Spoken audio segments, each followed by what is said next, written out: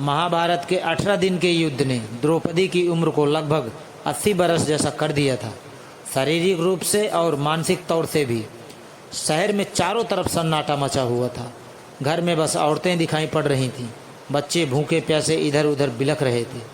उन सब की महारानी द्रौपदी हस्तिनापुर के महल में अकेली बैठी सोच में डूबी थी और निश्चेष्ट शून्य को देख रही थी। तभी भगवान श्री कृष्ण का महल में आगमन होता है। ये देखकर द्रौपदी श्री कृष्ण से लिपट जाती हैं और रोने लगती हैं। कुछ समय पश्चात श्री कृष्ण द्रौपदी को अलग करते हुए कहते हैं, हस्तिनापुर की महारानी आज इतनी उदास क्यों है? तभी द्रौपदी कहती है, ये क्या हो गया सखा? तभी श्री कृष्ण कहते हैं कि नियति बहुत बलवान होती है पंचाली, वो हमारे सोचने और समझने के अनुसार कहाँ चलती है पंचाली।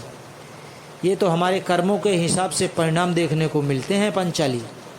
द्रौपदी, तुमने कभी ये नहीं सोचा कि युद्ध किसी भी समस्या का समाधान नहीं है और युद्ध ही एक बहुत बड़ी समस्या है। तुमको प्रतिशोध चाहिए था, सो तुमने ले लिया और तुम पूर्ण रूप से सफल भी हो गई पंचाली। सिर्फ दुर्योधन दुशासन ही नहीं, सारे कौरवों का नाश हो गया। तुम्हें तो पंचाली अति प्रसन्न होना चाहिए कि सारे कौरवों का अस्तित्व ही समाप्त हो गया।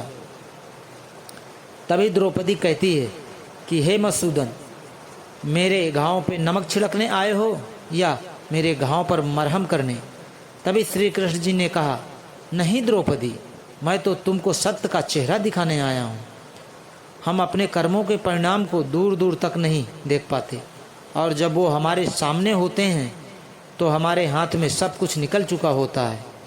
कर्म के सिद्धांत का यही मूल मंत्र है द्रौपदी।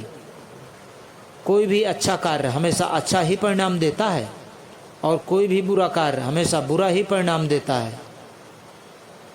तभी द्रौपदी कहती है कि क्या इस युद्ध के लिए मैं ही उत्तरदायी हूँ केशव? तभी कृष्ण ने कहा, तुम खुद को इतना महत्वपूर्ण मत समझो द्रौपदी। तुम अगर थोड़ी सी भी दूरदर्शिता रखती तो इतने कष्ट न भोगने पड़ते पंचाली। द्रौपदी ने कहा, भला मैं क्या कर सकती थी हे केशव? कृष्ण ने कहा, तुम बहुत कुछ कर सकती थी पंचाली।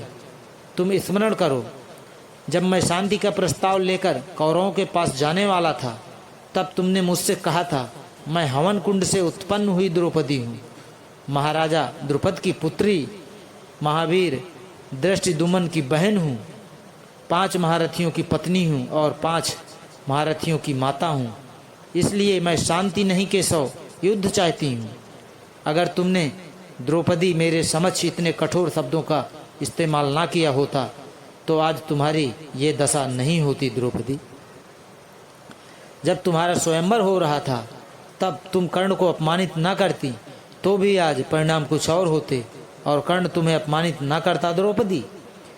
जब माता कुंती ने तुम्हें 5 पतियों की पत्नी बनने का आदेश दिया, तुम उस समय ये प्रस्ताव स्वीकार न करती तो भी परिणाम कुछ और होते और तुम उसके बाद दुर्योधन को अपने महल में ये ना कहती कि अंधों के पुत्र अंधे होते हैं, तो दुशासन तुम्हारा चीरहरण नहीं करता द्रौपदी और परिणाम कुछ और होते। हमारे शब्द ही हमारे कर्म निर्धारित करते हैं पंचाली। हमें अपने हर शब्द को बोलने से पहले तोलना बहुत ज़रूरी होता है, अन्यथा उसका दुष्परिणाम स्वयं को ही नहीं पूरे परिवेश को संकट में डाल देता है पंचाली। संसार में मनुष्य ही एक ऐसा प्राणी है जिसका जहर उसके दांतों में नहीं उसके शब्दों में होता है द्रौपदी। इसलिए शब्दों का प्रयोग हमेशा सोच समझकर करना चाहिए पंचाली, जिससे किसी की भावना आहत ना हो।